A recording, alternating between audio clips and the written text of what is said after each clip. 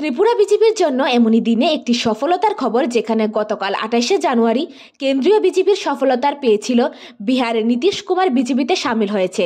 ত্রিপুরায় আজ 29শে জানুয়ারি ভারতীয় পিপল কংগ্রেস পার্টি বিজেপিতে যোগদান করেছে।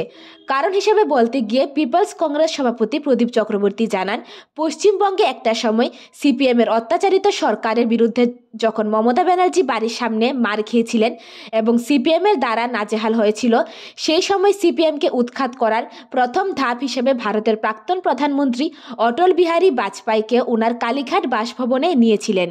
অনুরূপ ভারতীয় পিপলস কংগ্রেস সভাপতি, যে বুথে 84 সাল থেকে রাজনীতিতে হাতে খড়ি দিয়েছিলেন, আজকে সিপিএমের বিরুদ্ধে লড়াই করতে গিয়ে এই বুথের সিপিএম বরজলা কেন্দ্রের সিপিএম মেলার মাঠের সিপিএম এবং পুলিশ বাহিনীর দ্বারা এবং এনসিসি ও এয়ারপোর্ট পুলিশ প্রধানের যৌথ বিভিন্ন পরিকল্পনায় দুটি থানার মিডিয়া ম্যান, আগরতলার একটি সেন্দন পত্রিকার মালিক পুলিশি হয়রানি এবং বারবার ব্যর্থ খুনের পরিকল্পনার শিকার হচ্ছেন, যা শুরু হয়েছিল 23-এর নির্বাচনের বিজেপির ফলাফলের দিন।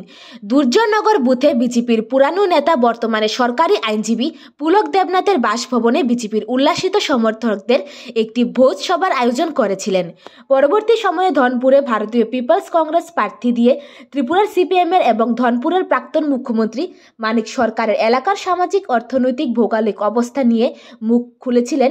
তৃতীয়ত, গত দুর্গাপুজোর সময় 31 অক্টোবর ভারতীয় পিপলস কংগ্রেসের 20 দফা কর্মসূচিকে সামনে রেখে যে প্রচার সজ্জা চালিয়েছিলেন, তারই পরিণতিতে সিপিএমের দল প্রদীপ চক্রবর্তীর বিরুদ্ধে পুলিশি হয়রানি, খুনের পরিকল্পনা, মিথ্যা মামলার অভিযোগে মেতে উঠেছেন।